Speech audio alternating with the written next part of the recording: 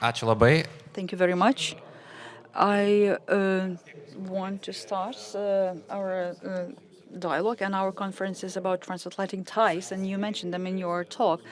And you had a telephone conversation with the President-elect Donald Trump. You also visited Paris, where you had a chance to meet him. Of course, these are not your first meetings because you met him in your first term of office.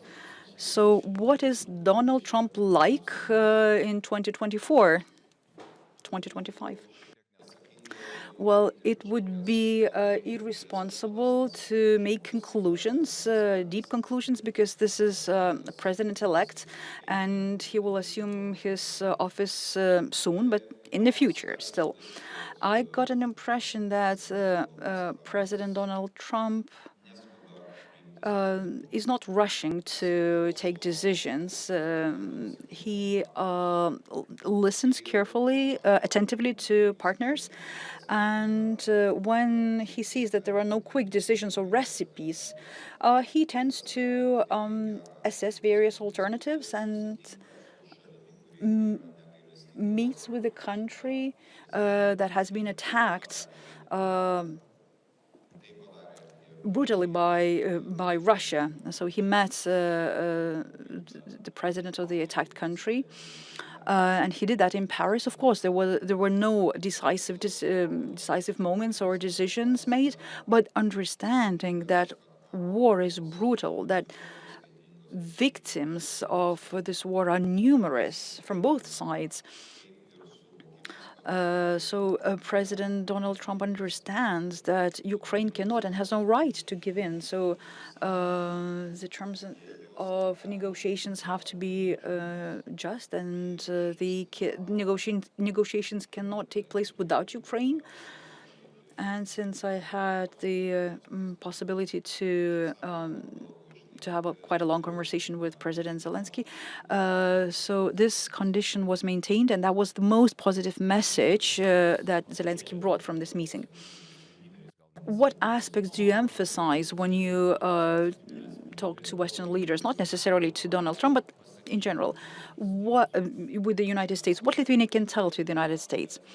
Well, I emphasize that Lithuania is not only a country that waits for this assistance of NATO. Lithuania is an active country inside domestically, because we have taken very important decisions in the State Defense Council, for example, as well as governmental decisions on that are related to a very clear perception and understanding of the threats. So we clearly know what to do, and we clearly understand that we have to increase defense spending, that we have to modernize our army, military, and that we have to implement the ambitious goals that are provided for in the Defense Council. That is to have a division, a national division by 2030, which is that would be fully functioning. And that is making a positive impression on President Trump, because it is no secret that he very often raises this question of a just sharing of the burden. And recently he said if NATO partners will not take on certain financial burden, that will not be a pretext or condition for the United States to stay in the alliance. So it may sound like a pressure, but I think it's understandable that burden has to be shared in a just way. And I always emphasize that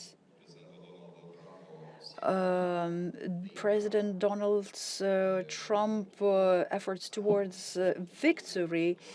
Well, this victory has to be just, because Ukraine is defending its freedom as well as the freedom of all of us. And Ukraine has sacrificed so much to withstand this public pressure. So we have to understand that there is a territorial integrity question. There is a question of sovereignty of Ukraine as well as membership of NATO. So today I see that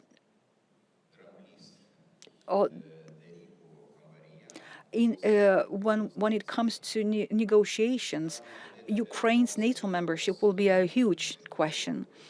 Yes, we can talk about territories and various formula regarding territories, but if territories will be artificially taken away and Ukraine does not get an invitation to join NATO, it will not be okay with Ukraine, which will mean that there is a temporary freezing of the conflict and the aggressor will not stop at this. And it's not going to be a deterrent for an aggressor. So Ukraine's NATO membership must be a prerequisite for the negotiations, a very important element for negotiations. So those who will be working on this issue will have to dedicate a lot of efforts to this. Let me be a bit pessimistic about this issue. NATO can declare that it has an open door policy, but today NATO has no appetite to take in Ukraine. 32 countries will not reach a consensus on Ukraine's NATO membership. Even if they did, how would they ensure the Article 5? There is a potentially alliance would potentially collapse if if Article 5 doesn't work. Yes, there are certain countries in the alliance that have a different approach to things, but we mustn't doubt the leadership of the United States. And in the past, I remember there were a lot of questions and cases when it was difficult to agree. Then the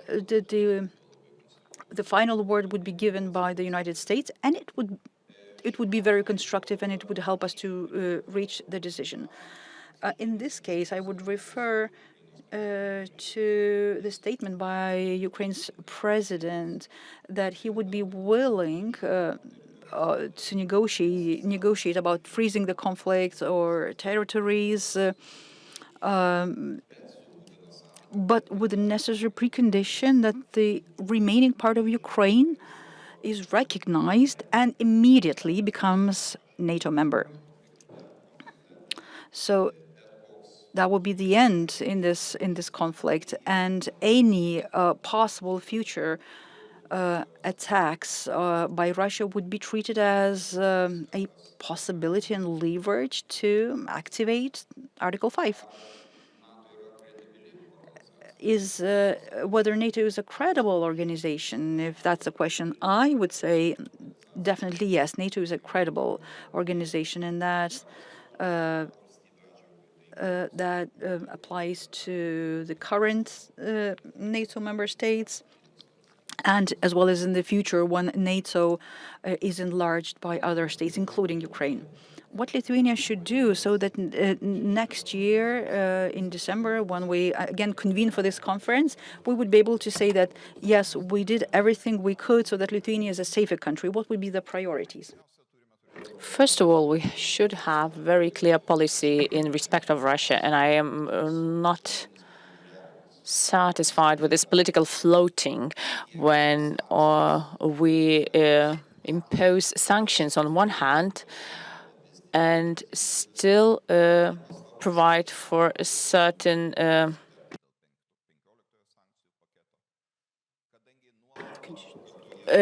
add different clauses to those sanctions. So, on the other hand, in value terms, in sanctions, we see very clear interests of Western companies, and until businesses will have such a huge impact on policy, we cannot really speak of any principled and value-based policy in the EU. We cannot speak about that at all.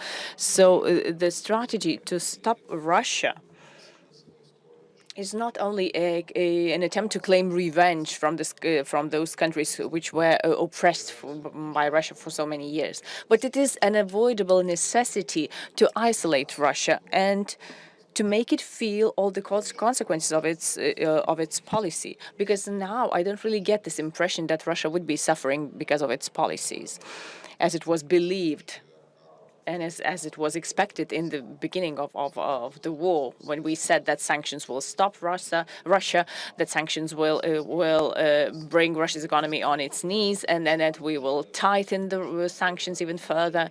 But I see that in the long run, the sanctions are getting weaker, and reservations or exemptions are introduced more and more often. So we shouldn't be surprised that Russia's economy is still standing in pretty good shape. So it will be a good moment for us, a good opportunity to take different action. And we will have another meeting of B9, Bucharest 9 in Vilnius, and we will be raising those issues. We will try to draw the attention of other NATO partners to these issues. I believe that NATO organization works pretty well for us. Because of decision-making, because of a unilateral decision-making format in Europe, we get stuck sometimes, while in NATO, that Eastern European flank of NATO, this narrative is felt pretty well, and it is implemented in very important NATO documents. Let us remember the strengthening of NATO eastern flank by putting the NATO boots on ground, by representation of NATO in this region, and by expanding up to the brigade level.